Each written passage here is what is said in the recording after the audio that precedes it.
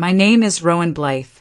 I'm 33, born into a legacy family with a lake house, trust funds, and an unspoken rule that vulnerability is weakness. My sister Corinne thrives in that world. She glows in it.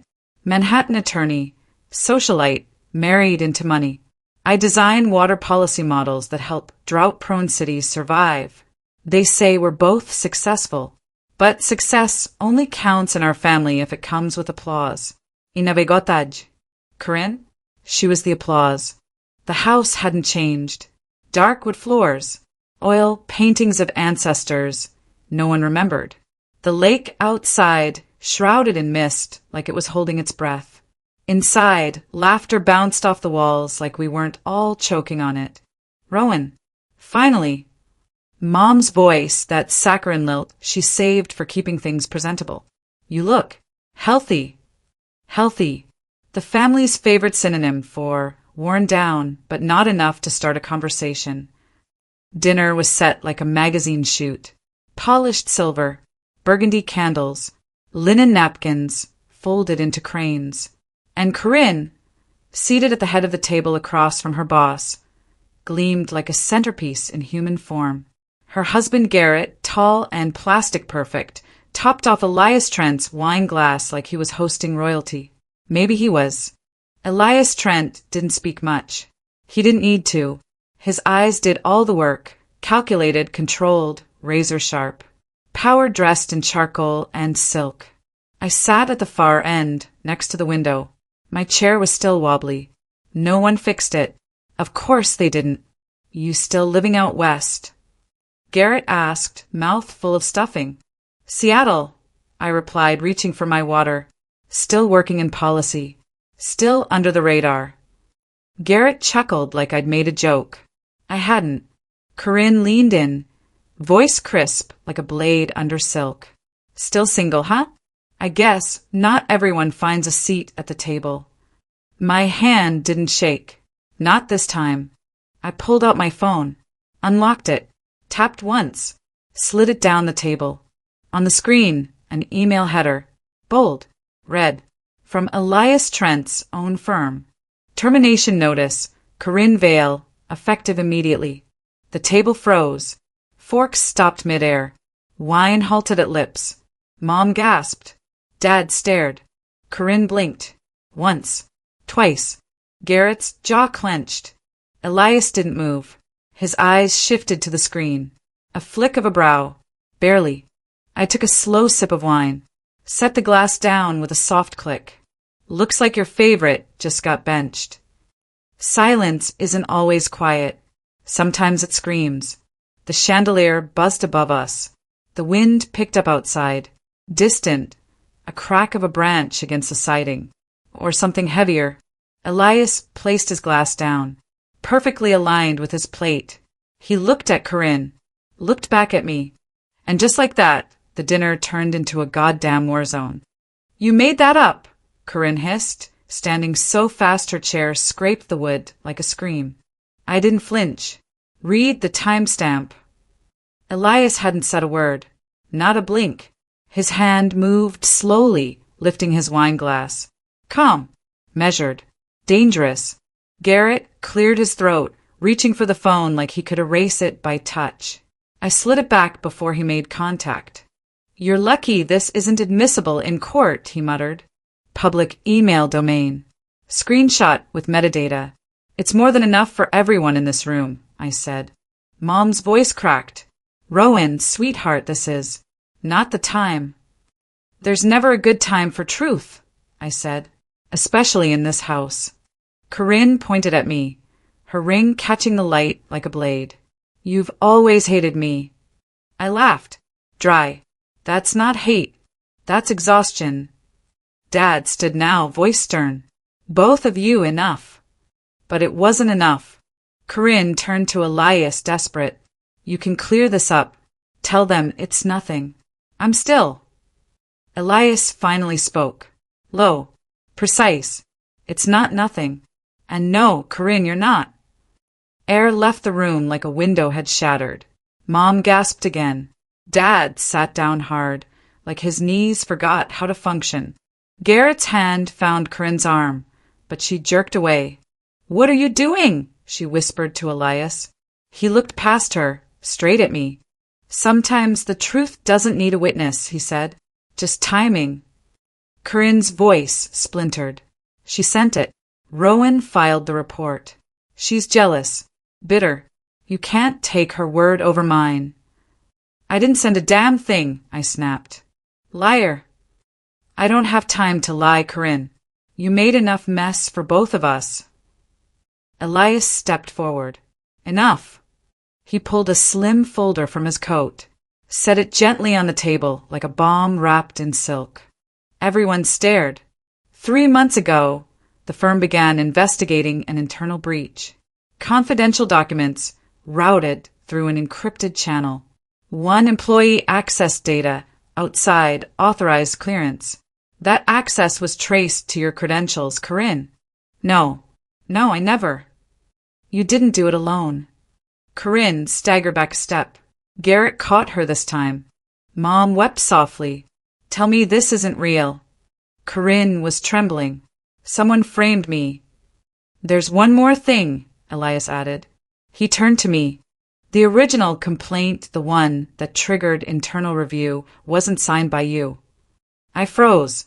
"What?" "It came anonymously, but we traced it." He reached into his jacket again. This time he pulled a photo. Thick paper. Glossy. 2 figures in shadow. A USB drive exchanged over a bar counter. He slid it across the table. "That's not me," Corinne whispered. "No," Elias agreed. "That's Devon Shaw." And then, from the living room corner, Devon stood up. I hadn't even noticed him arrive. No one had. He stepped forward into the light. Calm, clean-shaven, a scar along his temple I hadn't seen since college. Corinne's mouth opened. Nothing came out. "You invited him," she whispered. "I didn't," I said, staring at him. "What the hell is going on?" Devon took a breath. "I'm with the firm's internal investigations team. I've been undercover for 5 months. I gripped the edge of the table. "You were at my wedding," I said. "You were clean," he replied. "That's why they used your name." Garrett's face had gone ghost pale, his hands clenched into fists. Corinne stared at the folder, at Devon, at Elias. "You used me." "No," Elias said. "You used yourself. We just followed the trail." A beat of silence, and then, from the hallway, came a faint metallic click. Not from inside the house. From outside. A light flicked on near the patio. Motion sensor. Mom stood up fast. "Who else is here?" Dad moved toward the window. Devon blocked him. "Stay back." Corinne backed against the wall. Her breath was coming short. Elias didn't move. Then his voice dropped. "Everyone in this room is now a liability, including me." A pause. Dead still. And then Elias said something that shattered the last piece of normal. "Rowan, check your bag." My hand didn't want to move. But Elias just stood there, waiting. Devon, too. Both of them watching like they already knew what I'd find. I pulled my bag onto the table. It felt heavier than it had that morning, like it was breathing. Fingers trembling, I unzipped it, dug beneath my scarf, wallet, charger, and stopped. Flat. Black. Screen cracked diagonally across the corner. Burner phone. Not mine. Never mine. My throat closed. Devon stepped closer. "Don't touch it." "I've never seen this," I whispered. Elias nodded, slow. "It pinged our firewall 5 days ago. Access through a hotel network in Tacoma. Your name. Your old passcode." "That's impossible." "It's active." I looked at it. My reflection warped in the broken glass. Garrett was staring at the phone like it was a loaded gun. Corinne had gone pale. "Some mistakes wear masks," Elias said softly. "Others wear your identity." My pulse was racing now. The wind outside picked up. The house creaked. "I want to know who put it there." "You sure?" Devon asked. Truth has a nasty habit of changing everything. Truth doesn't change anything, I said. It just rips off the blindfold. Devin reached for the phone with a gloved hand, tapped the screen. One missed call. No name. No number. Just blocked. He tapped again. Voicemail. Speaker on. Static. Then a male voice, distorted, gravel-thick, slow. Rowan should have stayed gone. I felt the air shift in the room, like the walls had pulled closer. The message ended. Silence. Garrett backed toward the liquor cabinet. Jesus Christ. Elias looked to Devin. Trace it. Devin was already moving. Corinne finally found her voice. Why is this happening? Because someone's setting Rowan up, Elias said. And whoever it is has access to her accounts, her credentials, her travel history. I swallowed hard. Why? Devin didn't look up. Because she's the cleanest fall guy in this family. I sat down. My knees wouldn't hold anymore. The burner phone buzzed again. We all jumped. One new text. Devin opened it. His jaw tightened. He flipped the phone and held the screen out. 3 words. You were warned. A noise upstairs. Loud. Sharp. Like something dropped. Everyone froze. Garrett stepped back. I thought we locked everything, Corinne whispered. Elias turned. Get everyone downstairs. Now. I'll check the bedrooms, Dad offered. No, Devin snapped. Stay here. Elias pulled something from inside his coat. Glock. Silenced. You came armed? Garrett asked, shocked. I came prepared. Devin moved toward the stairs. Silent. Focused. Another thud. Louder this time. Footsteps overhead. Fast. Mom screamed. The light above us flickered. Elias motioned us toward the back hallway. Safe room. Basement. Move. We rushed. Cut corners. Down narrow stairs into the cold cement space beneath the house. Old water heater. Shelves stacked with dusty preserves. No signal. Devin locked the door behind us. No one spoke for a long moment. I heard my heartbeat, heard the pipes above groan. Something about the dark made everything louder. Corinne leaned against the wall, crying silently. Garrett stood near the corner, arms crossed, eyes darting. Elias didn't sit. He stood by the stairs, weapon in hand, listening. I stared at the burner phone, now in Devin's Ziploc. My voice broke the silence. Why me? Devin looked up. Because the system only works when someone innocent gets crushed beneath it. Corinne finally snapped. What are you even talking about? Devin turned to her. There's money moving through the firm. Hidden. Buried inside clean assets. We've been tracking it for months. Shell companies, offshore accounts. A whole network laundering 7 figures weekly. The name that keeps popping up on the authorizations, Rowan Blythe. That's insane. I said, I haven't touched anything. No, but your name has. Elias stepped closer.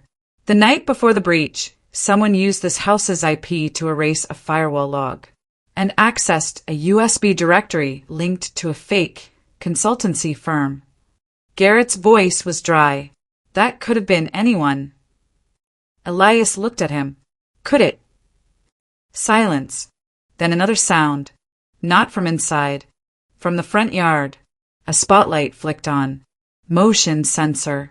Everyone froze again. Devin grabbed the phone from the bag. Hit the screen. Camera feed. Fuzzy. Grainy. But a figure. Standing by Rowan's car. Unmoving.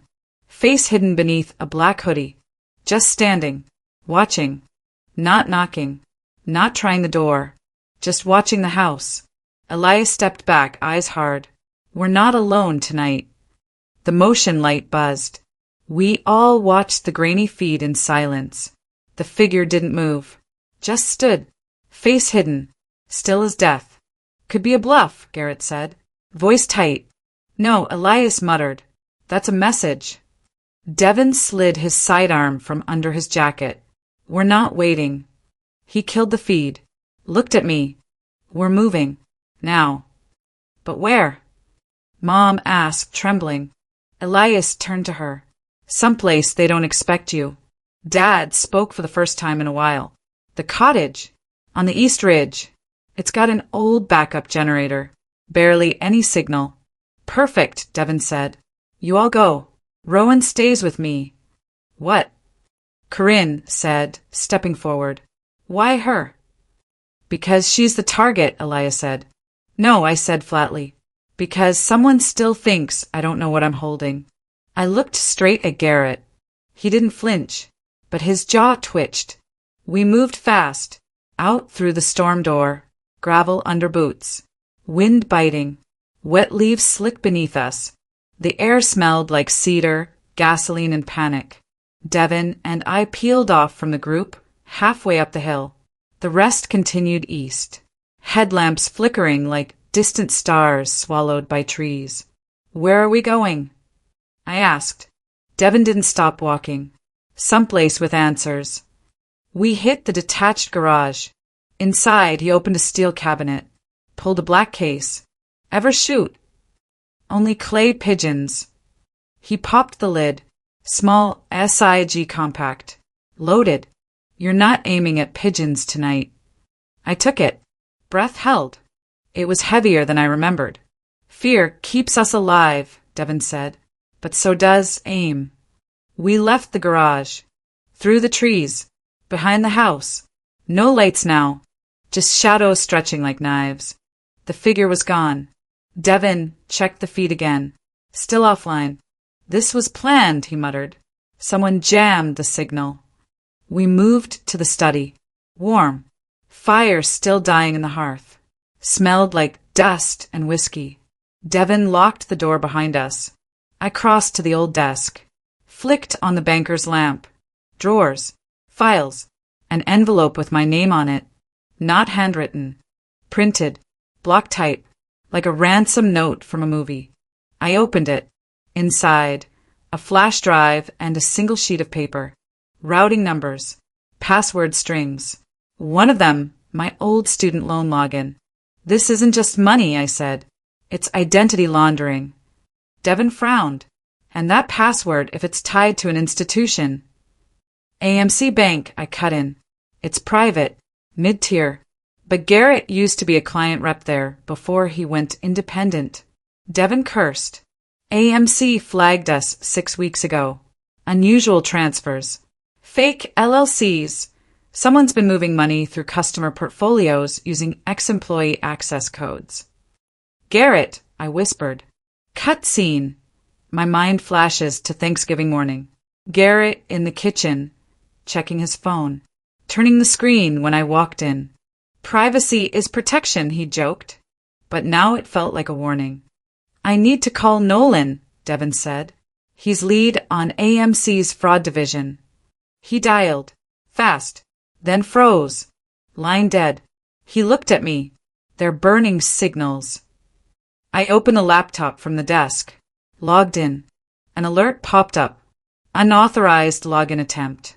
Location, South Carolina. What the hell? I breathed. Devin looked at the flash drive. They're using your account as a decoy across state lines.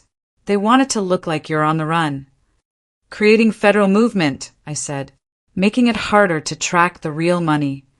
Exactly. My stomach turned. Devin leaned in. We flipped the script. How? We force exposure. Public. Tonight. You mean? We drop the data where the press is watching. I nodded slowly. The Winter Gala, I said. His eyes narrowed. You sure? Everyone will be there, including Garrett's new partners. Devin checked his gun. Then we've got one shot, and we'll take it. Because the only thing more dangerous than being hunted is letting the hunter believe you're cornered. Footsteps above creaked. Not furniture moving. Heavy. Deliberate. We'd watched the camera feed. The shadow at the window. The signal jam. Now the noise came from inside. Devin gripped the pistol tight. The metal was cold against his palm. "Stay behind me," he hissed. We moved up the stairs, one by one. Mom's hand shook on Dad's arm. Corinne's eyes were wide, fixed on the ceiling. A gust of wind rattled the front door. Outside, but the house breathed differently now, like it knew we were trespassers in our own safety. Devin touched Garrett's shoulder. "Get the keys." Garrett didn't move, just stared, as if the lights had burned something in his brain. I forced calm. "We drive. We go now." He nodded. Slowly. Cut scene. Rain had started. Hard. Hammering the roof. The trees bowed. Gravel slick underfoot. We scrambled towards the SUV. Then the crash. Glass shattered. The front passenger window exploded inward. A gun barrel followed. Loud. Wild. Devin threw me down. A shot fired. Glass shards glittered like broken stars on the dashboard.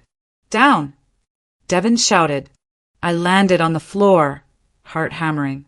Wet leather. Cold steel. Fear so sharp it tasted like rust.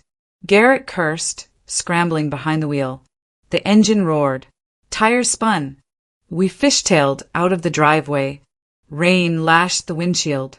Wipers flailed. Behind us, headlights. Taillights. Another car. Pursuit. Without warning. Inside the SUV, the air smelled like wet wool and fear. Devin slammed a hand on the roof. Lock it. Click. Doors sealed. I looked at the rearview mirror. Headlights followed. Closer. Why are they after me? My voice came out rough. He didn't answer. Just stared. Speed climbed. We barreled down the hill. Then the car beside us, horns screech. A truck skated into the lane. Tires hydroplaned. The world turned sideways. Glass again. Metal. Sparks. The SUV spun. Rolled. Cut to darkness. Light returned in jagged shards. Pain. Everywhere. I coughed. Smashed glass. My head hit something hard. Devin's voice. Get out.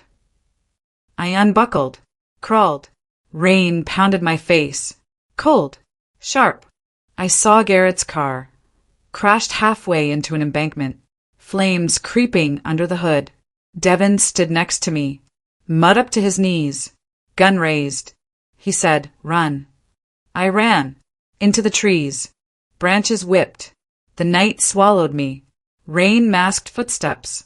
Someone cried out behind. A scream. Not me. I didn't look back. Wind and rain blurred my vision. I tripped. Slid. Stopped at a fallen log. Rain spattered like bullets on leaves. I froze. Listened. Silence. Then a faint drip. Blood hitting earth. My own. I pulled my jacket tight. Tried to follow what I thought was Devin's path. Lightning cracked overhead. Revealed a body in the mud. I swallowed. That wasn't Devin. Not even close. No uniform. No badge. Just boots. Army green. Mirror shard stuck to something bright, a zipper tag. I knew that tag. It belonged to my scarf. Someone wore it. Someone hunted me. Close. Too close. Footsteps again. Fast. Crunching. Coming toward me. I turned. Ran deeper. Branches grabbed my coat. A snap. Pain shot down my side. But I kept going. A shape blocked my path. Black hoodie. Gun. Time slowed. Rain. Light. Silence. A hand grabbed me. Yanked. Clothes torn. Shoulder slammed into bark. Everything rattled. The figure whispered, "You were warned." Then, gunfire cut the night. The figure slumped. I saw Devin's silhouette through trees. Gun in hand. His breath puffed in white clouds under street lamp light. His shirt soaked red. He moved toward me. Slow. Precise. He didn't say anything. Just pointed. At the fallen figure. Uniform boots. The zipper tag. I staggered back. That tag. My scarf. Whoever tried to kill me had taken something of mine. something I barely remembered owning. The forest seemed to exhale, then swallow. Devin helped me up. He looked at the dead man, then back at me. "We're not safe yet," he said. I closed my eyes. Rain washed my lashes. I whispered, "We expose everything." He nodded, and then the plan changed. Because the only way to survive a lie this big is to drown it in truth. Rain was heavy. The forest was silent, just the drip of water and my own breath. Devin shoved me into the driver's seat of the SUV. He slid in beside me. Lock turned. Doors sealed. "Hold on," he whispered. Headlights cut through the darkness. Another SUV emerged behind us. Slow. Waiting. I stared at the rear-view mirror. My pulse pounded like hammers. Then, flashing blue. Red. Sirens. Not ours. He wasn't chasing. He was calling us in. A black SUV rolled alongside. Window down. A woman's face inside. Serious. Controlled. "Agent Sierra," Devin said quietly. I gaped. She raised a badge. Cold metal under the street lamp. Federal Task Force. AML fraud. Everyone out of the car. Hands up. Footsteps in the rain. Hard, confident. Garrett and Corinne's truck skidded behind us, headlights off. They backed into a tree. Garrett jumped out, arms raised. "No, don't touch me." Sierra rolled her eyes. Too late. Two men in tactical gear appeared from the forest line, guns trained. Corinne shrieked. Rusty leaves. Mud splashed. Rain dripped. A uniform called out names. Felt like doom. Keys dropped. Cell phones clattered. Handcuffs closed. Inside the SUV, Devin exhaled heavy. "You did good," he said. I couldn't speak. My chest hurt. Rain-soaked hair. Dirt on my wrists. Sierra slid in the back. Gun still in holster. "Your name's clean now," she told me. I nodded. A flash. Camera. Light. Press. They recorded confessions from Corinne.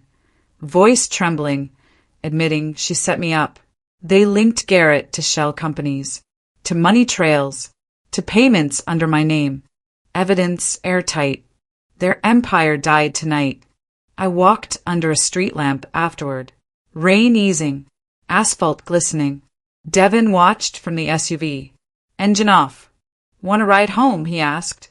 I shook my head. "I need to walk." He nodded. "I'll wait." I took a breath. The air was sharp. Clean.